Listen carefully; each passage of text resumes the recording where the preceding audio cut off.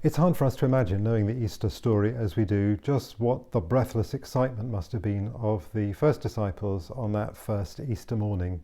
They hear the news that the tomb is empty, they run to the tomb, and seeing the empty tomb and the folded grave clothes, they see and they believe.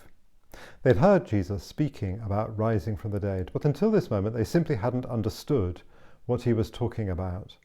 They thought that everything had come to an end.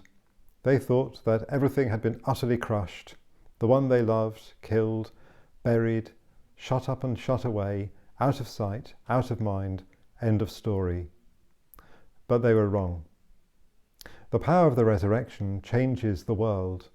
Everything is different, and from this day onward, the world is not as it used to be. Over the course of time, we've celebrated Easter in so many different contexts, different ways. We've celebrated secretly in times of persecution, gloriously in the presence of emperors and kings, stoically in times of war, hopefully in time of change, joyfully as people are received into the church, sadly in times of loss and bereavement. But every Easter, although the story is the same, it always has something fresh and new to speak to us, something fresh and new for our world. In the collect of today's Mass, we're going to pray that we will rise up in the light of eternity. And Easter always draws us upwards from the darkness into the light. This year, we're celebrating Easter in a very strange context. So what does the Easter mystery have to say to us today?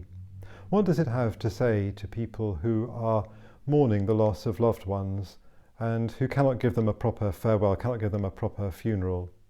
What does it have to say to people who are anxious for the safety of friends and family who are perhaps vulnerable, isolated, lonely, sick? What does it have to say to people who themselves are feeling lonely and frightened, or to patients in hospitals, residents in nursing homes? What does it have to say to doctors and nurses who are exhausted, working hard all the hours God sends, and simply unable to save all the people who they feel they should be able to save? What does the Easter mystery have to say to all of them? Well, there are no easy answers, of course. There's no simple solution to this. And a kind of veil of sadness hangs over the whole country, over the whole world, I suppose, in a sense, with this really powerful sense that things are simply not as they ought to be. This was not how we thought the world would be in the year 2020. And that sense that things are just so much not as they ought to be, well, that sense, of course, is exactly what the disciples had on Good Friday and Holy Saturday. This was not how the story was meant to end. They had other things planned, other things hoped for. This was not where the whole story was meant to run into the buffers. And in the middle of Good Friday and Holy Saturday, the disciples just could not see how this could end well.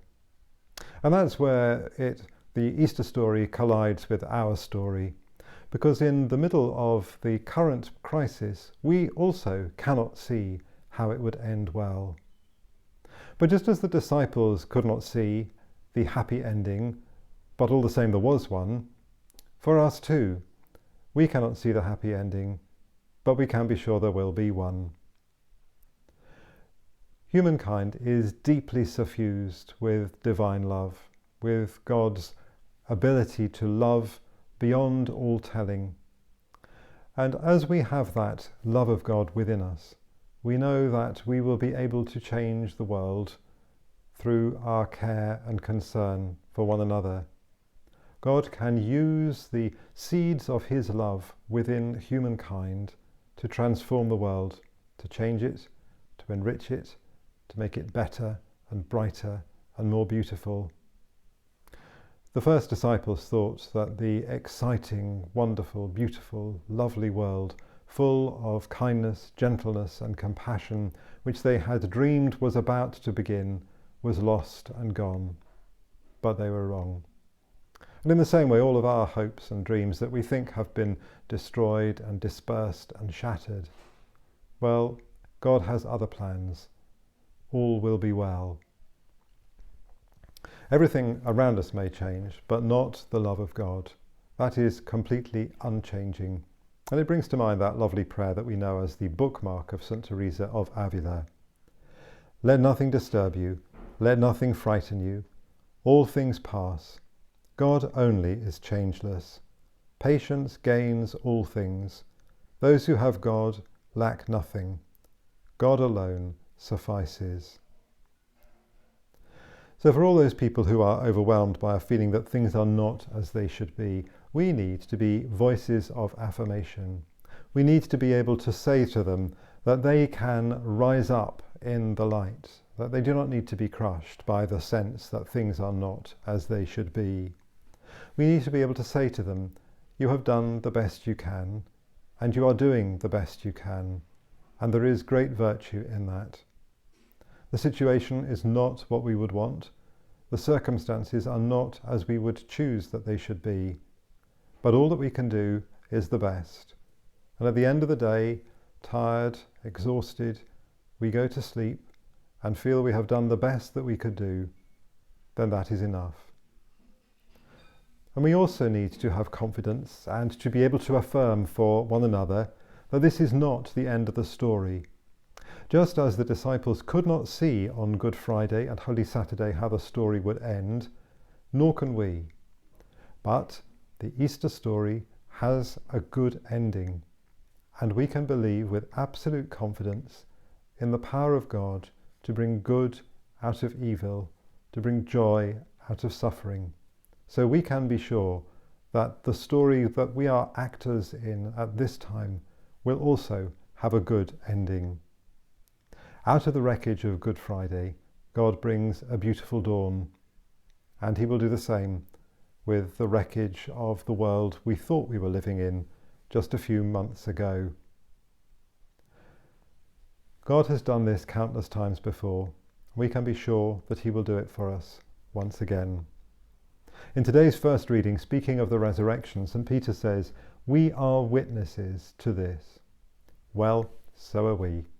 Witnesses to his power to turn wreckage into beauty, confusion into delight. May the Lord give us all a very happy Easter. And on the subject of a happy Easter, here's a beautiful way to end this little message.